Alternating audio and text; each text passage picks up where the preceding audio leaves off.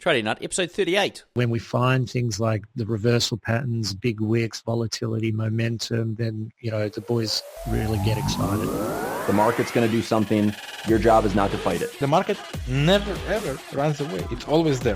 That personal diary of trading will make you a much better trader than... I could be right about the direction, but wrong about the trade. Don't focus on the monetary side. Trying to make too much money on a trade is what I have seen killed every trader. Your losses offer you some of the greatest insight you can find into your mistakes. Relax, learn the process. Candlestick pattern trading is a freaking trap. Don't be in a rush to become a millionaire. Let the market tell you what the market wants to tell you. This podcast is not financial, trading, or investing advice of any kind. What's up, traders? Welcome to another installment of the TradingNut podcast. I'm your host, Cam Hawkins, and today we've got another past guest on the show. Now, he was 30-odd episodes ago. I actually can't believe it's been 30 episodes in between. We've got Richard Jackson back on from Jackson Capital and a few other things that he runs there as well. Now, we've got not the same kind of interview that I did the first time. We've got a slightly different interview, and there's also... This time, I've done a video with Richard as well, where, I've got to say, I was blown away by the detail that he goes into in terms of how he looks at a chart, and I think you guys will be quite amazed as well. So, after listening to the interview, I urge you to jump on the YouTube channel and or jump on the show notes, find the video. It'll be on the video there, and check out the video that we recorded as well. So, which is, guys, this is exclusive stuff here, okay? You want to check this out. So we're going to get into that in a second. Now, before we do, there are a couple of other things I want to talk about. One is that I've just recently posted something on Instagram, probably my Facebook as well, and my Twitter. When I say probably, I by the time this goes live, it will be up there. Now, this is about a future guest, and you're going to want to have a look at this graphic because it does tell a very interesting story, okay? So go and check me out on Instagram. It's just TradingNut. Same with Facebook, and Twitter, it's MetaTraderCam. So check that out. You'll be able to find links on the site as well. Now, before we get into this interview with Richard, I just want to bring to your attention something that's come to my attention in the last, actually very heavily in the last couple of days, but more so in the last week or so. Now, it comes down to just the fact that there's so much negativity around the world, and with everyone in everyday life and pretty much everything you do, there's all this negative energy, right? And it does tend to impact people if you let it get into your life. So what I've decided to do is just get rid of all that negative stuff that comes my way. So if you've got negative stuff in your life, I recommend that you try and block it out as best you can, whether or not that be emails from people that are being negative, whether or not it's people that you see on a regular basis who are negative. I mean, look, these people, sometimes they don't even know what they're doing, all right? I mean, I did call it out when I was at a job a couple of contracts ago. There was somebody who was extremely negative. I mean, it was ridiculous. Every single thing that came out of their mouth was negativity. And do you know what I did? I called it out. After 2 weeks, I called it out. I said, look, you're just being negative, and that's a negative look at how the situation could be, and that's why you think it's not going to work. They didn't talk to me ever again. In fact, I think they hated me after that. Probably because that was their entire life. Their entire life was built around this negativity, and being called out on it, it's like you're sort of destroying what my entire life is built on and saying it's not good. The ego gets involved and all that sort of stuff. So I just wanted to bring this to your attention, guys. So if you feel that you're being negative, if you've got a lot of negative self-talk, there's ways and means to get through that. And look, I know this is a trading podcast, and this is all sort of about a bit more about mindset, and mindset is a key part of trading. I've been listening to a hypnosis thing. It's a free podcast. I think his name's Daniel Curry, and he has a thing there around positive self-talk or getting rid of negative self-talk, and he talks about basically building these pathways. So when negative stuff comes up in your life and it's in your mind and ticking over, you need to acknowledge it and then turn it around and give it a positive spin. Okay, and this will hopefully, with the hypnosis, it actually does work. I'm quite surprised that now I'm looking back at things now in the last few weeks and going, man, this stuff really works, and you don't even know it's working. So, guys, check that out. The other thing I saw was on, or I listened to a podcast by a famous podcaster called Gary Vaynerchuk, and he's launched some shoes, and this has all happened in the last few days. He's launched some shoes called, I think they're 004 Positivity and Optimism. Okay, so it's all about positivity and optimism, and so that hit me as well. And then I was listening to yet another, I can't remember what it was. I think it was there was something else. I can't remember what it was, but anyway, it basically was like, look, you need to have a positive, it was just going about positivity. So, guys, I want you to take a positive look at your life this week, and how can you look at life through a positive lens as opposed to a negative lens. So when things aren't going well, just say, this is giving me a lesson, things are going to get better for whatever reason, I don't know. Look, that's my little rant for today. Before we get into the show with Richard Jackson, if you've got a positive message for me, you can hit me up on any of the social media channels or just leave a comment on the blog. All right, guys, so without further ado, let's get into this fantastic interview with Richard. And remember to check out the video that we do after the show on the TradingNut.com website, or if you're on the YouTube channel, check it out there. All right, guys, so we've got Richard Jackson back on the show here. He was episode 7, which I thought, wasn't that long ago, but in fact, it's probably about 30 episodes ago from when we're recording this now. So, Richard, how are you? How are things over there in Melbourne? Very good, thank you, and thanks for allowing me to come back on. Well, look, it's not so much allowing. I've had to sort of reach out to you after quite a few of the listeners came back to me and said, look, you've got to get this guy back on because there's a whole bunch of information that you've told these listeners that have come to you direct, and that really needs to be shared with other traders out there. Unique stuff that we didn't touch on in the first episode, and it was probably because it was episode 7 and we're just getting to know you. So I thought we'd get you back on and really sort of get a good feel for some of the answers to the questions that these guys felt that other traders out there should hear about. And it's mainly to do with what you call convergence/divergence, which is probably a bit different from what a lot of other traders out there, or the way they use that terminology. And then some other things we'll touch on around your trading styles, kind of different trading styles, and questions you ask yourself around your trading plan as well. So, Richard, thanks again for coming back on the show. So, I think maybe let's just start off with give the guys a little bit of a background for those that haven't heard your episode 7, of who you are, what you do, and where you come from, and then what's happened in the last. It's probably been a good 6 months since we last had you on, October last year. So yeah, it is a good almost 7 months. Yeah, 7 months. Wow, yeah. That's a long time. They've made time flies, doesn't it? It does indeed. Okay, so a bit of background on me. Richard Jackson from Lepus Proprietary Trading and Jackson Capital. I've been trading for probably about 15 years. Cut my teeth early on, getting my first account on stocks. Stocks were a little bit too boring for me. I prefer the derivative market, a little bit faster, a little bit more suited for young blood out there. I certainly wasn't looking for holding BHP shares and looking for dividends or anything like that. I was more interested in something a little bit more fast paced and speculative only. Didn't really want to own anything, so that's why I like the derivatives. So I cut my teeth on E-mini, S&P, and Russell 2000 futures, trading them all night, obviously, and then being a night owl kind of like wears thin after a while, so moved over into the FX space and using it now CFDs on commodities and indices. So I prefer that.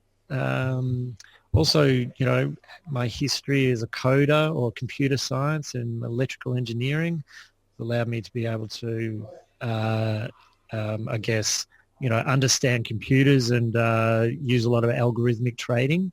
However, since I've been moved into the prop firm space, We certainly still use a lot of algos, but I also teach or train individuals to become traders for me.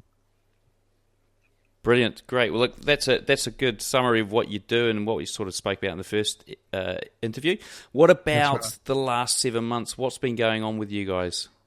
Well, we're growing a little bit more. We've got some more funding out of Europe. Whereas we're also getting more funding here in Australia, and we've got a lot of guys. A few guys who actually came from the last podcast have actually become traders of mine. So I've trained them up in my strategies and taught them how to trade, how I view the market, how to be disciplined, and also how to really correct their behavior, okay, which is probably the biggest downfall of a lot of retail traders out there in their bedrooms.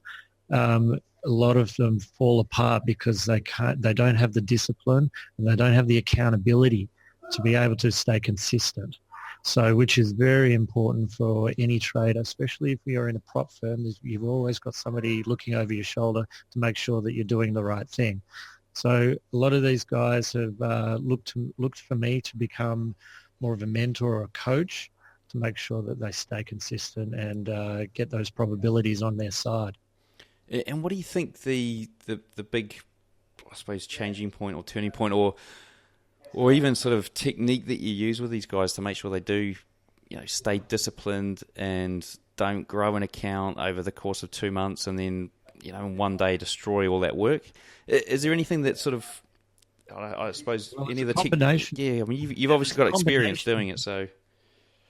Yeah, okay, so there's a combination of things, okay? Learning how to do, learning technical analysis is one aspect. Learning fundamental analysis is another aspect.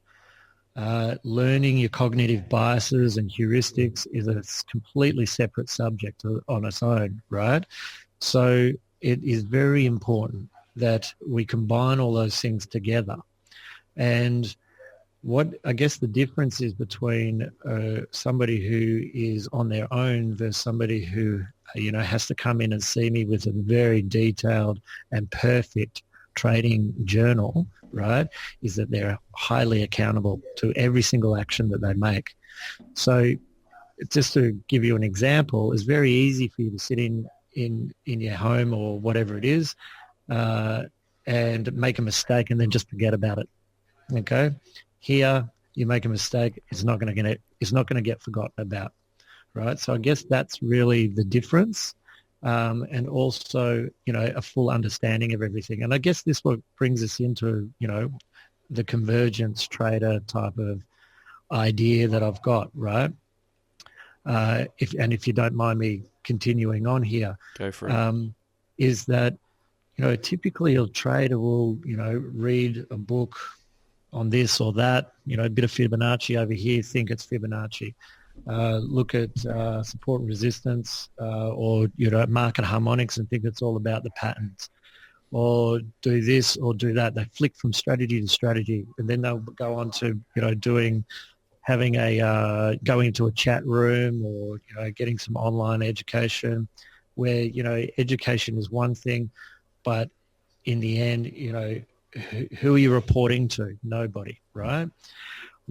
How I train my guys to come and trade for me is that we look to combine the whole thing together. Okay, so we look at the market or look at our trading not just as a probabilistic mechanism, but also as a combination of not only Fibonacci levels, support resistance levels, moving average levels, fundamental or hurdles or whatever you want to call them, whole numbers, looking at the fundamentals. We try and converge all of that information together before we make a trading decision, right? So a lot of what we're doing as traders is more filtering the market out to find high probability trades. And how do we filter that market out, right? So when a lot of us think of, most of us probably already know what divergence is. And if you don't know what it is, it's a separation between pricing and the oscillator that goes along with that pricing. So basically, divergence is looking for weakness in a trend, and that's a potential reversal in the market. But what we do is we certainly use divergence as a filter to filter out a continuation of that trend, but we also look for a number of different aspects as well. And the main thing is if we find a convergence point between Fibonacci, support resistance, and some other major key support resistance level like a moving average or a whole number, etc., then that will be satisfying a very important question that we have in our trading plan, okay? And that question is, there's two questions that I ask myself every time that I sit down and I look at a chart. And this should be the same as what every trader should be doing as well, is that what are other traders seeing or what are they thinking? So stop thinking about what you're thinking. Think about what everybody else is thinking about, okay? And the second one is what's obvious to ourselves? What is obvious there? Is the divergence obvious? Is there support resistance levels that are obvious to us? Okay? If we can answer those two questions, then what we can do is we can start building a case around whether we should be getting in or whether we should be just leaving it alone. Does that make sense? Yeah, that makes perfect sense. Hey, just quickly, there's some guys in the background I can hear. Are you able to? Okay. All right. Let's just pause and I'll just close the door. Okay. Oh. Over to you. Okay. So once we know, or once we start thinking along those two lines, right, then we're going to start filtering out the market so that we can really only focus on the highest of high probability trades. Okay. So there's a number of different key things that we can use to filter out the market, being, volatility. If there's momentum in one direction, then we most likely might want to continue in that direction. There's Elliott wave. Are we going to get in early enough on Elliott wave, or are we going to stay out once we've identified the fifth leg of Elliott wave? Or are we on the ABC retracement of Elliott? Fundamental numbers like whole numbers or handles or whatever, like I said, breaking of trend lines, either horizontal trend lines or diagonal trend lines. So these are things that will keep us in and out. Where are we? Typically the market on the FX market as well, it usually stays within a range unless it breaks out and trends. And we all know that the markets usually trend maybe 2 to 3 times in a year. Okay, so when are we going to identify, are we in a trending situation, or are we in a range bound or a consolidation type of environment? So we've really got to be able to filter out which ones we can do, which type of support resistance levels are we going to look at under those different circumstances. So once we identify those type of things, then we can say, well, there's a lot of ducks lining up in a row here. So therefore, I'm going to switch over into my entry conditions once we filter out the market. And once we've filtered out the market and we decide to go into our entry condition, then we look for the multiple areas of support and resistance, or what I call convergence point of multiple areas of support and resistance, so that we can get in at the right level.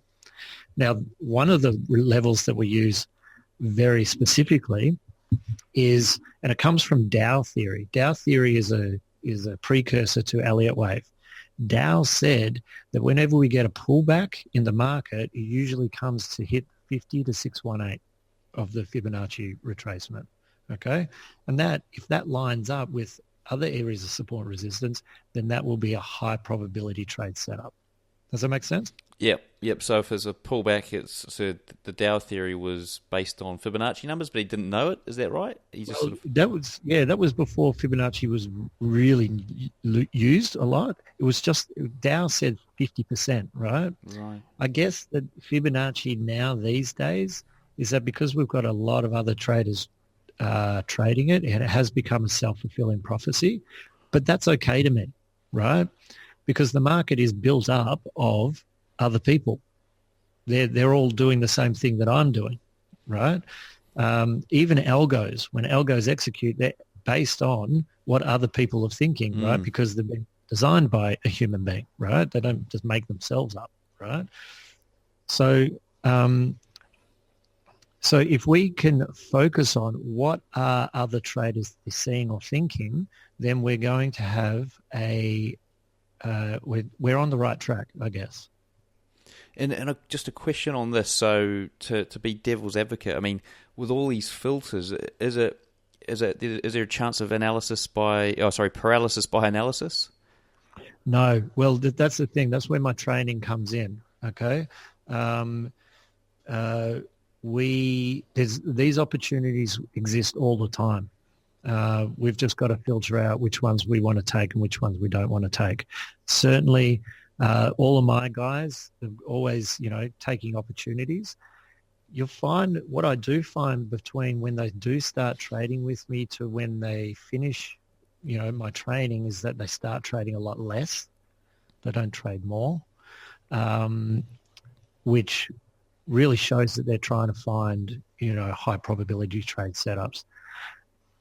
And I don't think, I've never had analysis by paralysis because it's very formulated, how we execute.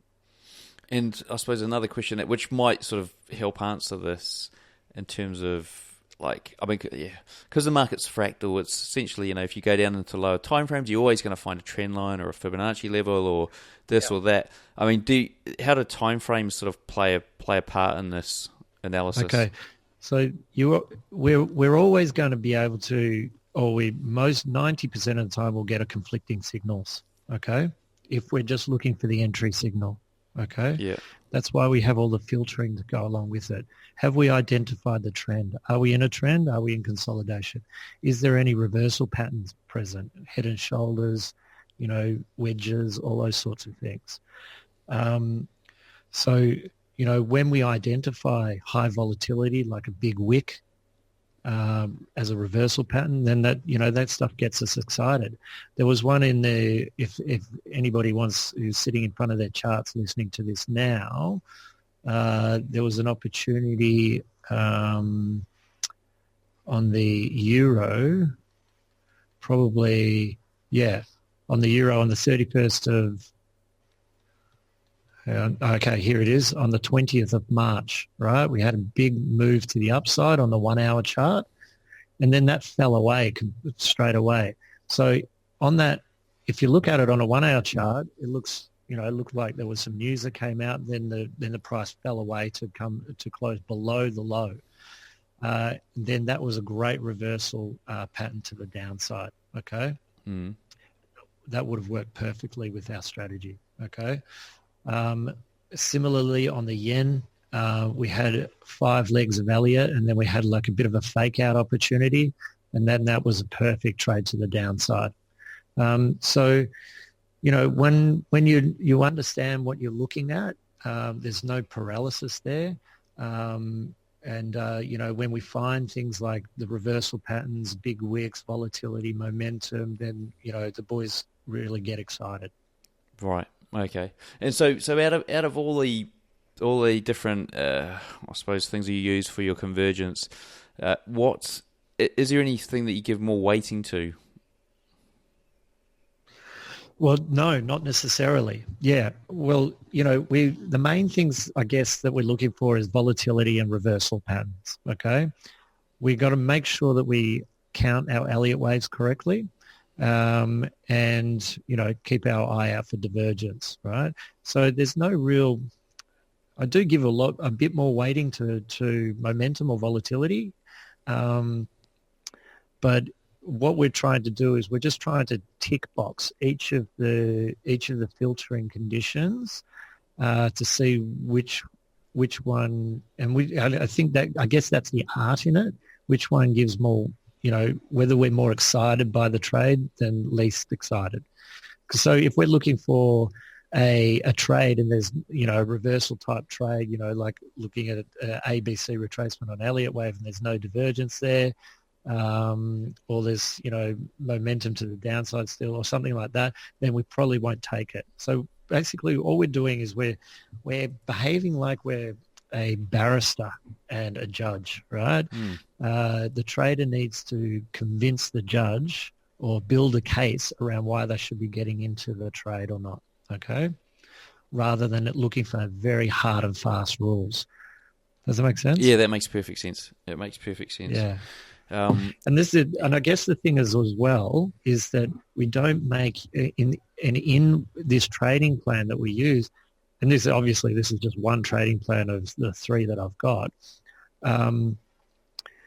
is that because there's a level of consistency there, right? It will stop us making a unique decision on each individual trade. Because traders, I find, especially the guys that come in and they're trying to make a unique decision on each individual trade, tend to lose out on the probabilities. And the thing is my argument always to them is, how can you possibly predict the future of a random process? We can only work in the realm of probability. Right. Okay. Yeah, that makes sense. And I think that's something that people tend to get tripped up on as well, just especially newbies. Now, another question I have got is around, like the likes of Elliott wave. So when, I've heard people talk about it before, going, Elliott wave. If you're either going to go Elliott wave or you're not going to do anything else. It's literally, it needs to be studied like some sort of thesis. I don't think so. I think Elliott wave is a component to the whole plan. I absolutely agree with anybody out there that Elliott wave is a very, very valid tool to use, but I wouldn't use it alone. There's a really good guy out there, and this I'm not getting anything out of this, right? His name is Elliott Wave Street. He does some videos on Elliott Wave, which are fantastic. But I don't take the Elliott Wave alone as the full story. I look at everything else as well. Okay, cool. And in terms of like the guys learning Elliott Wave, would you say it's sort of fairly easy for them to pick it up? Or? No, it's not. It's not an easy concept. One mistake, and I think you touched on it before, and I kind of segued away from it, is that flicking around time frames all the time, up and down between time frames, or using a higher time frame and then coming down to a 5 minute to get your entry, it's going to hurt you a lot, right?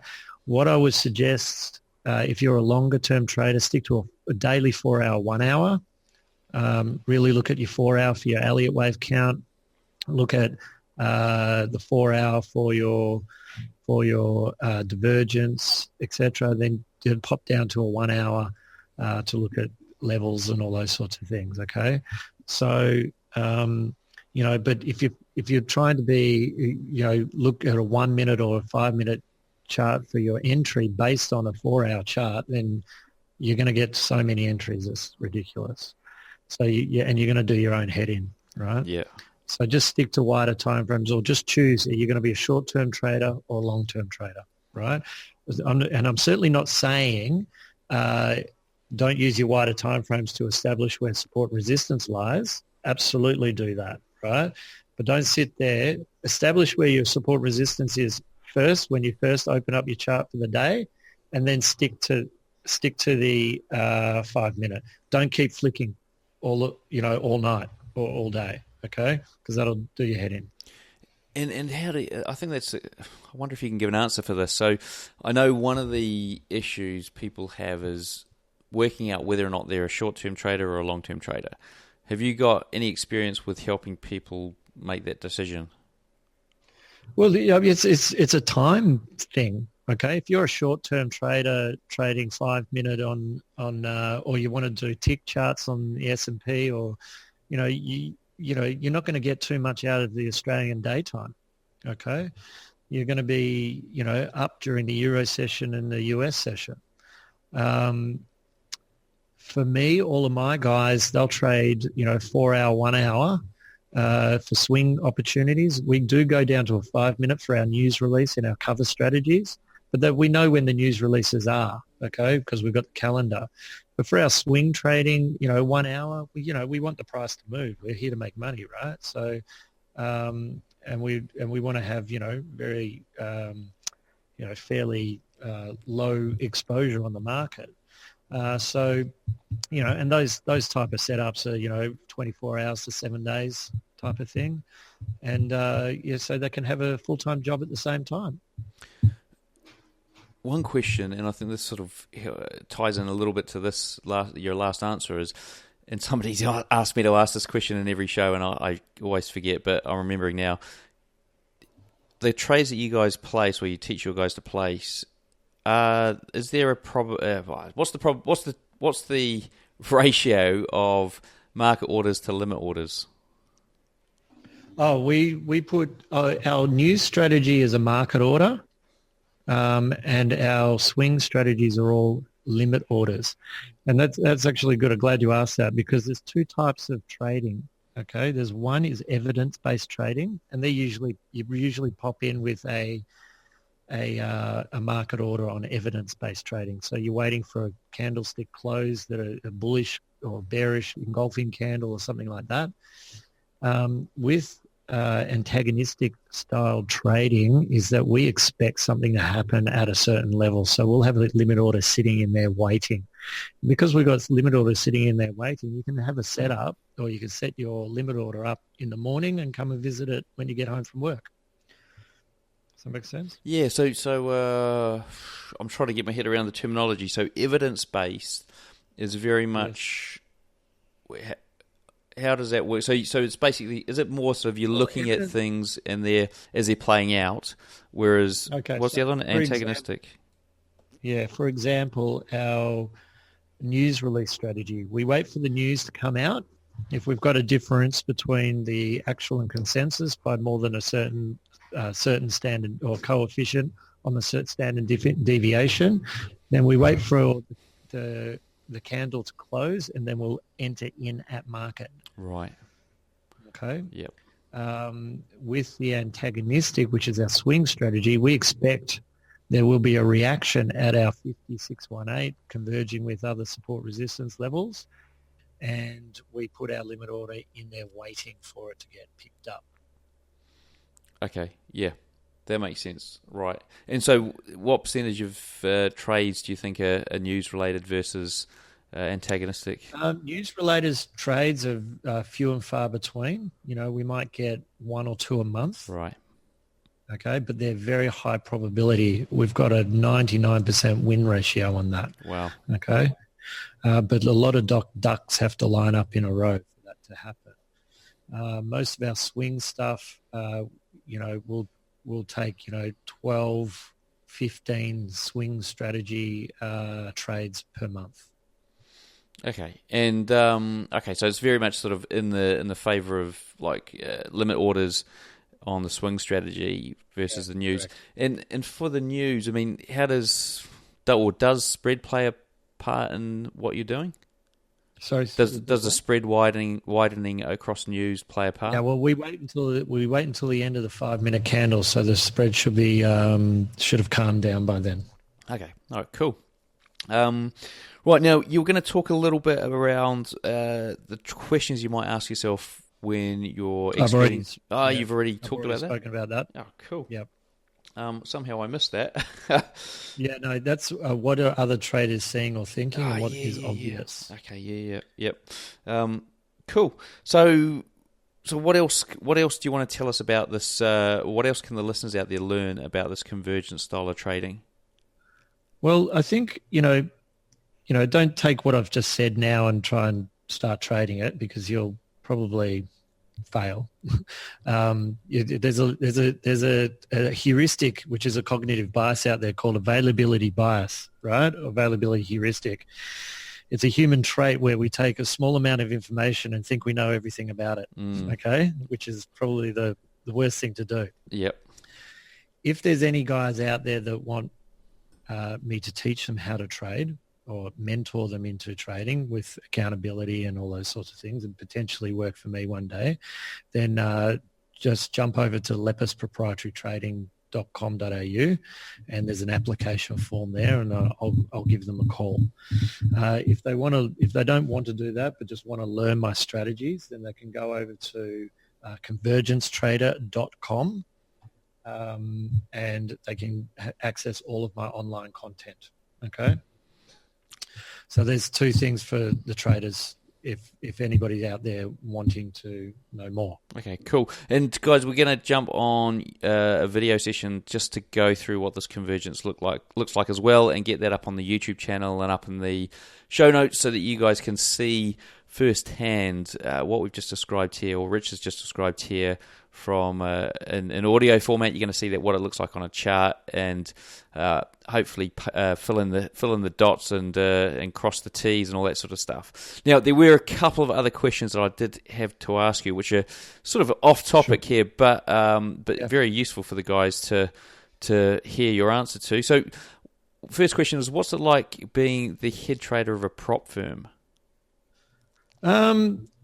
My trading, I'm stepping right back from my actual trading. I'm very busy doing a lot of other things. One, getting more funding.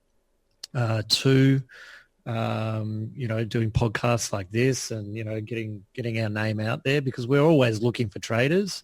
So my trading is actually taking a little bit more of a back seat.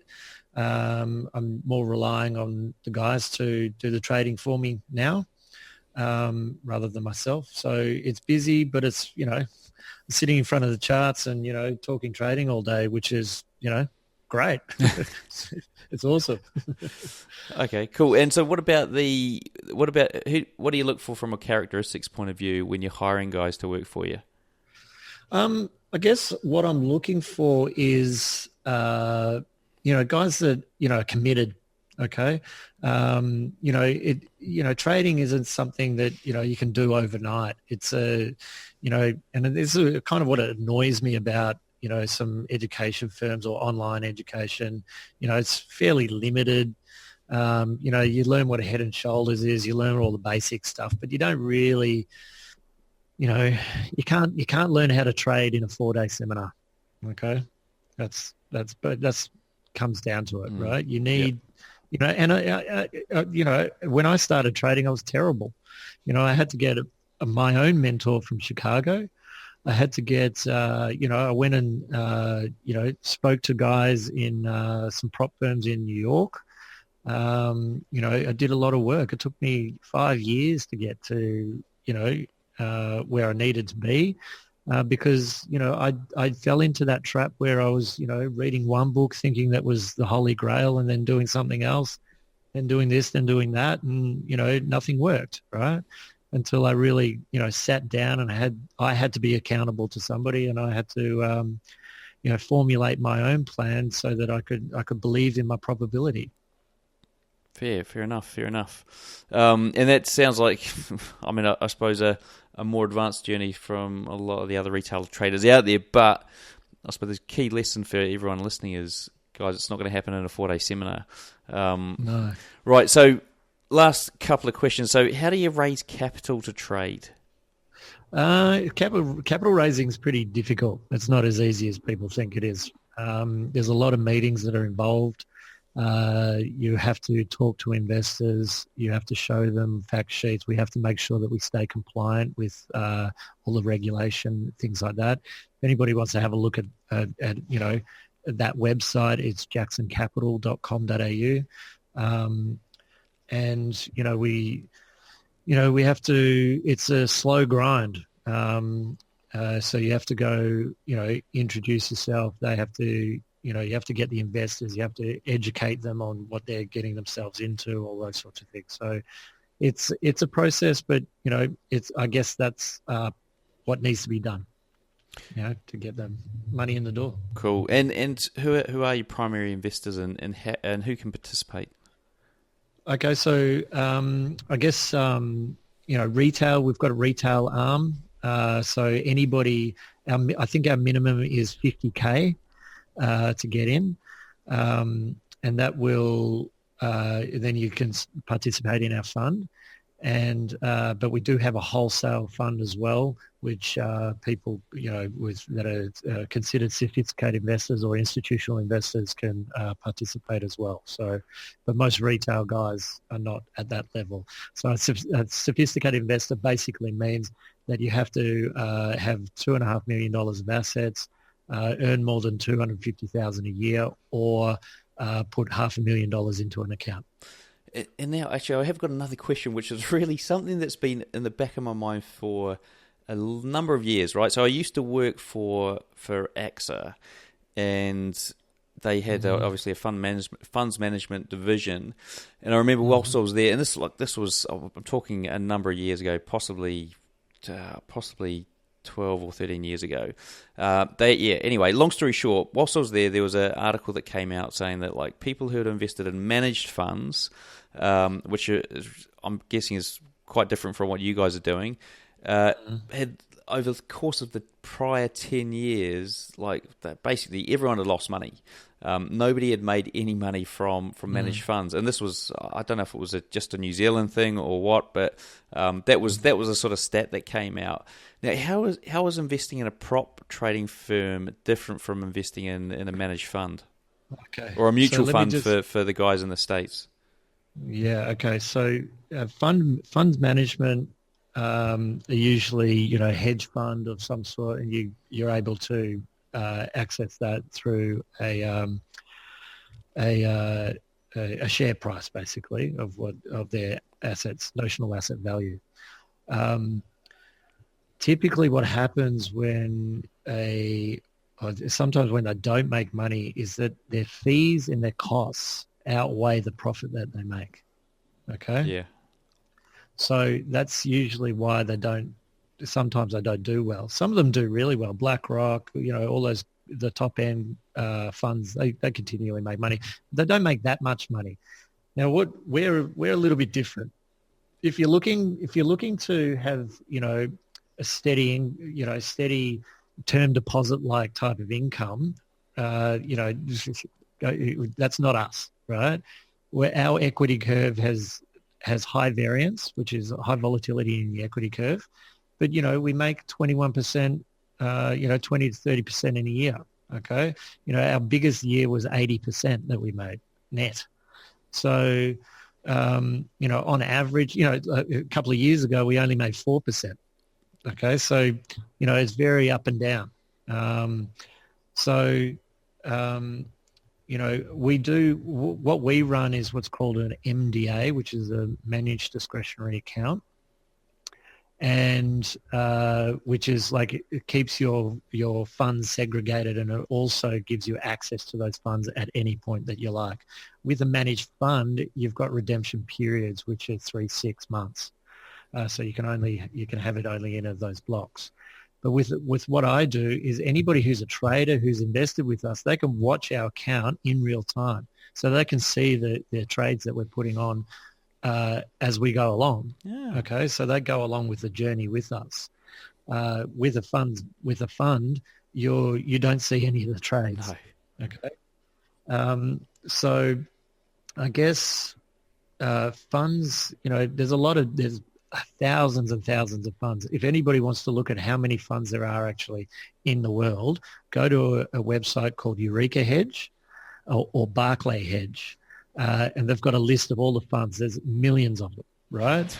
So some are good, some are bad. Usually the really big ones are good, and you'll see them. They're up the top. But funds come and go just as much as strategies do as well.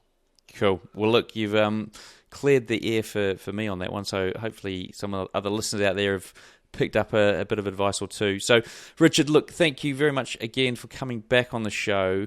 Now, we're going to jump on there and get some video footage of your chart and see how this convergence plays out for you guys there at Jackson Capital.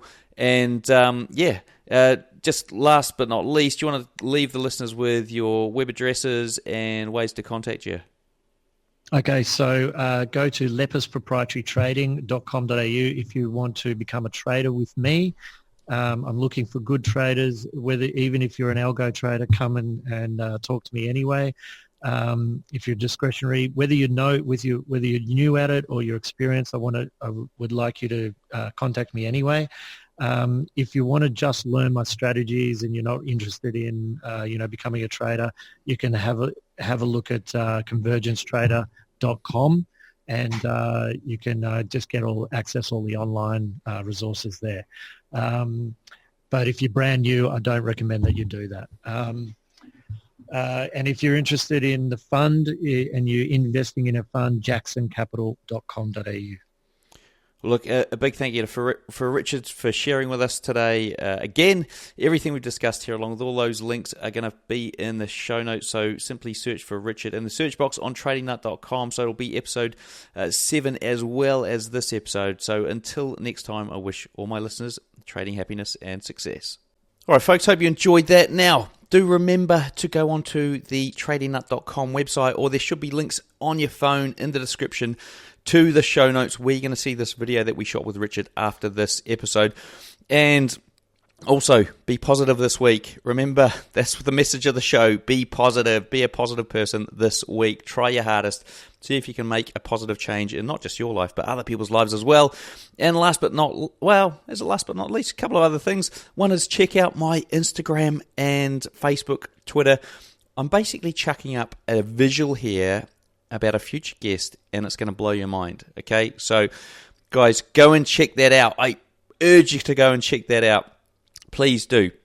And last but not least, Robot Traders Club is kicking off into gear. We've got new robots, new strategies coming up, being built, being tested as we move forward. Every day stuff is happening. So guys, go and check it out, Robot Traders Club, on the TradingNut website as well.